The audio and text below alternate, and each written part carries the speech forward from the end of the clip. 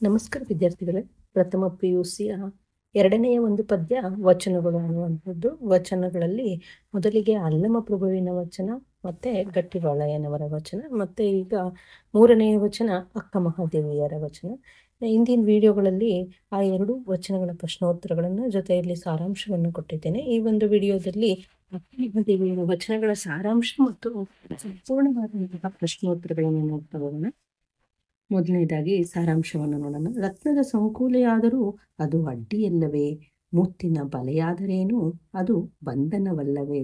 ಚಿನ್ನದ ಕತ್ತಿಯಲ್ಲಿ ತಲೆಗೆ ಹೊಡೆದರೆ ಸಾಯುವುದಿಲ್ಲವೇ? ಲೌಕಿಕವಾದ ವಿಚಾರಗಳಲ್ಲಿ ತೊಡಗಿದರೆ ಜನನ ಮರಣಗಳು ಬಿಡುವವೇ? ಕೇವಲ ಬಾಹ್ಯ ಆಚಾರ ವ್ಯವಹಾರಗಳಲ್ಲಿ ತೊಡಗಿ ಶಿವನನ್ನ ಮರೆತಂತೆ ಜನರನ್ನ ಕುರಿತು ಈ ಮಾತುಗಳನ್ನು ಹೇಳ್ತಾರೆ. ರತ್ನದ ಸಂಕೋಲೆಯೂ ನಮಗೆ ತೊಂದರೆಯನ್ನೇ ಉಂಟು ಮಾಡುತ್ತದೆ, ಮುತ್ತಿನ ಬಲೆಯೂ ನಮ್ಮನ್ನು ಬಂಧಿಸುತ್ತದೆ, ಅಂತೆಯೇ ಚಿನ್ನದ ಕತ್ತಿಯಿಂದ ಹೊಡೆಯಲು ಸಾವು ತಪ್ಪುವುದಿಲ್ಲ. ಲೌಕಿಕವಾದ ಜೀವನದ ಬಗೆಗೆ ಸದಾ ಚಿಂತಿಸುತ್ತಿರುವಂತಹ ಜನರನ್ನ ಈ ಜನನ ಮತ್ತು ಮರಣಗಳು ಬಿಡುವುದಿಲ್ಲ ಅಲ್ಲವೇ ಅಂತ ಹೇಳ್ಬಿಟ್ಟು ಶಿವನಿಗೆ ಹೇಳಿರುವಂತಹದ್ದನ್ನು ನೋಡ್ಬೋದು. ಹಾಗೆ ಮುಕ್ತಿಯನ್ನು ಪಡೆಯುವತ್ತ ಜೀವಾತ್ಮ ಚಿಂತಿಸಬೇಕು ಅಂತ ಹೇಳ್ಬಿಟ್ಟು ಅಕ್ಕ ಮಹಾದೇವಿಯವರು ಆಶಿಸ್ತಾರೆ. ಹಾಗೆ ಲೋಕದ ವ್ಯವಹಾರಗಳಿಗೆ ರವಿ ಅಂದರೆ ಸೂರ್ಯ ಬೀಜವಾದಂತೆ ಇಂದ್ರಿಯಗಳ ಚಟುವಟಿಕೆಗಳಿಗೆ ಮನಸ್ಸು ಮೂಲವಾದಂಥದ್ದು. ಲೋಕದ ಚಟುವಟಿಕೆಗಳೆಲ್ಲಕ್ಕೂ ಸೂರ್ಯನೇ ಮೂಲ. ಸೂರ್ಯನೊಂದಿಗೆ ಜಗತ್ತಿನ ವ್ಯಾಪಾರ ಆರಂಭವಾಗ್ತದೆ.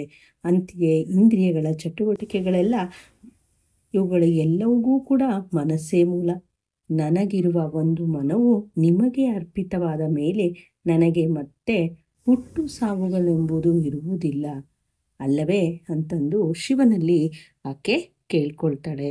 ಇನ್ನು ಗುರು ಹಿರಿಯನನ್ನು ಕಾಣುವುದೇ ಕಣ್ಣಿಗೆ ಅಲಂಕಾರ ಅಂದರೆ ಭೂಷಣ ಅಂತ, ಪುರಾತನರ ಸಂಗೀತಗಳನ್ನು ಕೇಳುವುದೇ ಕಿವಿಗೆ ಅಲಂಕಾರ, ಹಾಗೆ ಸತ್ಯವನ್ನು ನುಡಿಯುವಂಥದ್ದೇ ನಮ್ಮ ಮಾತಿಗೆ ಅಲಂಕಾರವಾದರೆ ಶಿವಭಕ್ತರ ಸಮೂಹವು ಸಂಭಾಷಣೆಗೆ ಅಲಂಕಾರ. ಹಾಗೆ ಅರ್ಹರಾದವರಿಗೆ ದಾನ ನೀಡುವುದು ಕೈಗಳಿಗೆ ಶೃಂಗಾರ.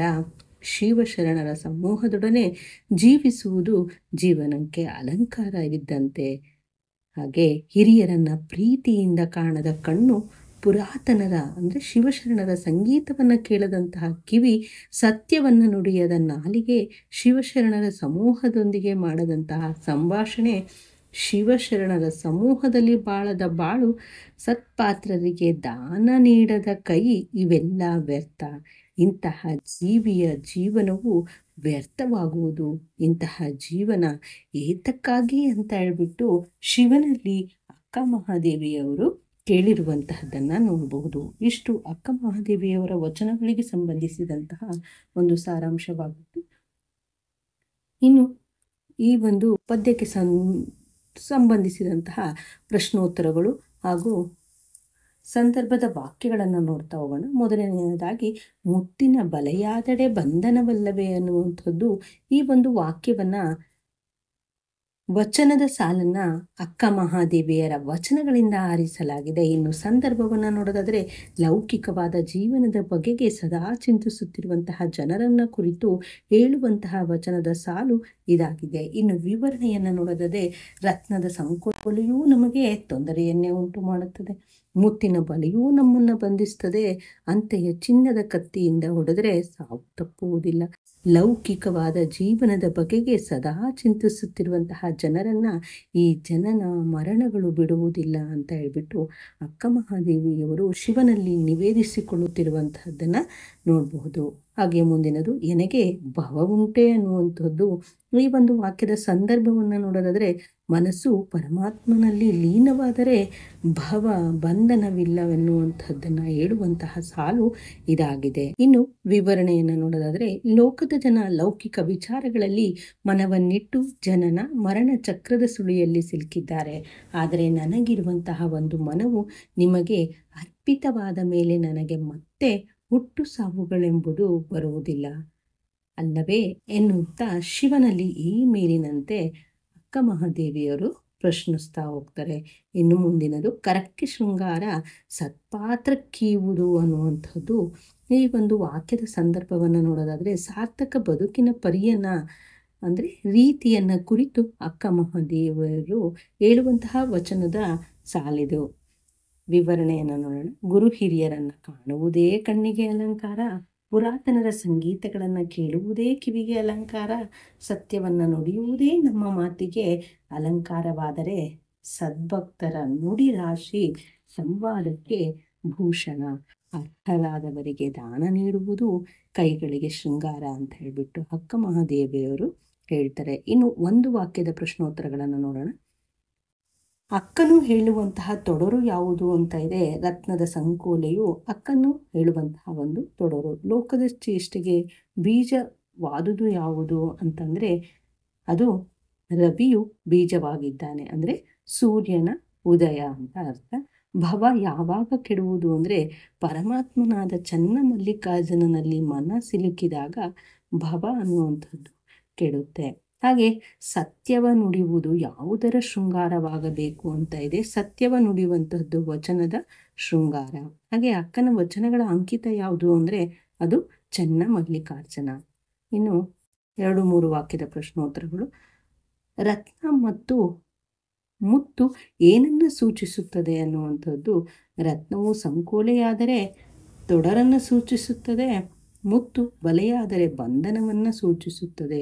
ಲೋಕ ಹಾಗೂ ಕರಣಗಳ ಚೇಷ್ಟೆಗೆ ಬೀಜ ಯಾವುದು ಅಂದರೆ ಲೋಕದ ಚೇಷ್ಟೆಗೆ ಬೆಳಕಿನ ಆಕಾರವಾದ ಸೂರ್ಯನೇ ಬೀಜನಾದರೆ ಕರಣಗಳ ಚೇಷ್ಟೆಗೆ ಮನವೇ ಬೀಜ. ಕಣ್ಣು ಹಾಗೂ ಕರಣಗಳಿಗೆ ಶೃಂಗಾರ ಯಾವುದು ಅಂದರೆ ಗುರು ಹಿರಿಯರನ್ನು ನೋಡುವುದು ಕಣ್ಣಿಗೆ ಶೃಂಗಾರ, ಕಿವಿ ಅಥವಾ ಕರ್ಣಕ್ಕೆ ಪುರಾತನವಾದಂತಹ ಸಂಗೀತವನ್ನು ಕೇಳುವುದೇ ಶೃಂಗಾರವಾಗಿದೆ. ಇನ್ನು 5-6 ವಾಕ್ಯದ ಪ್ರಶ್ನೋತ್ತರಗಳು. ಲೋಕದ ಭಜನೆಯಲ್ಲಿ ಸಿಲುಕಿದವರಿಗೆ ಮುಕ್ತಿ ಇಲ್ಲ ಎಂಬುದನ್ನು ಅಕ್ಕ ಹೇಗೆ ನಿರೂಪಿಸಿದ್ದಾರೆ ಅನ್ನುವಂಥದ್ದು. ರತ್ನದ ಸಂಕೋಲೆಯಾದರೂ ಅದು ಅಡ್ಡಿಯಲ್ಲವೇ, ಮುತ್ತಿನ ಬಲೆಯಾದರೇನು ಅದು ಬಂಧನವಲ್ಲವೇ, ಚಿನ್ನದ ಕತ್ತಿಯಲ್ಲಿ ತಲೆಗೆ ಹೊಡೆದರೆ ಸಾಯುವುದಿಲ್ಲವೇ, ಲೌಕಿಕವಾದಂತಹ ವಿಚಾರಗಳಲ್ಲಿ ತೊಡಗಿದರೆ ಜನನ ಮರಣಗಳು ಬಿಡುವವೇ, ಕೇವಲ ಬಾಹ್ಯ ಆಚಾರ ವ್ಯವಹಾರಗಳಲ್ಲಿ ತೊಡಗಿ ಶಿವನನ್ನು ಮರೆತಂತಹ ಜನರನ್ನು ಕುರಿತು ಈ ಮಾತುಗಳನ್ನು ಹೇಳ್ತಾರೆ. ರತ್ನದ ಸಂಕೋಲೆಯೂ ನಮಗೆ ತೊಂದರೆಯನ್ನು ಉಂಟು ಮಾಡುತ್ತದೆ, ಅದಕ್ಕೆ ಮುತ್ತಿನ ಬಲೆಯೂ ನಮ್ಮನ್ನು ಬಂಧಿಸ್ತದೆ. ಹಾಗೆಯೇ ಚಿನ್ನದ ಕತ್ತಿಯಿಂದ ಹೊಡೆಯಲು ಸಾವು ತಪ್ಪುವುದಿಲ್ಲ. ಲೌಕಿಕವಾದ ಜೀವನದ ಸದಾ ಚಿಂತಿಸುತ್ತಿರುವ ಜನರು ಜನನ ಮರಣ ಎಂಬ ಚಕ್ರದಿಂದ ತಪ್ಪಿಸಿಕೊಳ್ಳಲು ಸಾಧ್ಯವಿಲ್ಲ. ಮುಕ್ತಿಯನ್ನು ಪಡೆಯುವತ್ತ ಜೀವಾತ್ಮ ಚಿಂತಿಸಬೇಕು ಅಂತ ಹೇಳಿಬಿಟ್ಟು ಅಕ್ಕ ಮಹಾದೇವಿಯವರ ಬಯಕೆ ಆಗಿದೆ. ಮುಂದಿನದು ಹುಟ್ಟು ಸಾವನ್ನ ಮೀರುವುದು ಹೇಗೆಂದು ಅಕ್ಕ ಮಹಾದೇವಿ ತನ್ನ ವಚನದಲ್ಲಿ ವಿವರಿಸಿದ್ದಾಳೆ ಅನ್ನುವಂಥದ್ದು. ಲೋಕದ ಚಟುವಟಿಕೆಗಳೆಲ್ಲಕ್ಕೂ ಸೂರ್ಯನೇ ಮೂಲ. ಸೂರ್ಯೋದಯದೊಂದಿಗೆ ಜಗತ್ತಿನ ವಿವಿಧ ಜೀವಿಗಳಲ್ಲಿ ವ್ಯಾಪಾರ ಆರಂಭವಾಗುತ್ತದೆ, ಅಂದರೆ ಚಟುವಟಿಕೆಗಳು ಆರಂಭವಾಗುತ್ತವೆ. ಅಂತೆಯೇ ಇಂದ್ರಿಯಗಳ ಚಟುವಟಿಕೆಗಳಿಗೆಲ್ಲ ಮನಸ್ಸೇ ಮೂಲ. ಹಾಗಾಗಿ ಮನಸ್ಸನ್ನು ಶಿವನಲ್ಲಿ ಇಟ್ಟ ಮೇಲೆ ಮತ್ತೆ ಹುಟ್ಟು ಸಾವುಗಳೆಂಬ ಬಂಧನ ಇರೋದಿಲ್ಲ.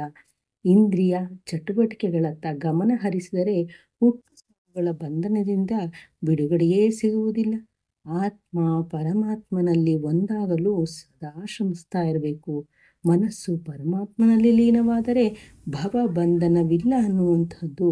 ಹಾಗೆ ಅಂತಹ ಆತ್ಮ ಅಜರಾಮರತ್ವವನ್ನು ಪಡೆದುಕೊಳ್ಳುತ್ತದೆ ಅಂತ ಹೇಳ್ಬಿಟ್ಟು ಅಕ್ಕ ಮಹಾದೇವಿಯವರು ಹೇಳ್ತಾರೆ. ಹಾಗೆ ಬದುಕು ಸಾರ್ಥಕವಾಗಬೇಕಾದರೆ ಯಾವ ಅಂಶಗಳು ಇರಬೇಕು ಅಂತ ಹೇಳ್ಬಿಟ್ಟು ಅಕ್ಕ ಮಹಾದೇವಿಯವರು ಹೇಳ್ತಾರೆ ಅಂದರೆ, ಬದುಕು ಸಾರ್ಥಕವಾಗಬೇಕು ಅಂದರೆ ಗುರು ಹಿರಿಯರನ್ನು ಪ್ರೀತಿಯಿಂದ ಕಾಣುವ ಕಣ್ಣು ಇರಬೇಕು. ಹಾಗೆ ಪುರಾತನರ ಸಂಗೀತವನ್ನು ಕೇಳುವಂತಹ ಕಿವಿ ಆಗಬೇಕು. ಸತ್ಯವನ್ನು ನುಡಿಯುವಂತಹ ಮಾತು ಇರಬೇಕು.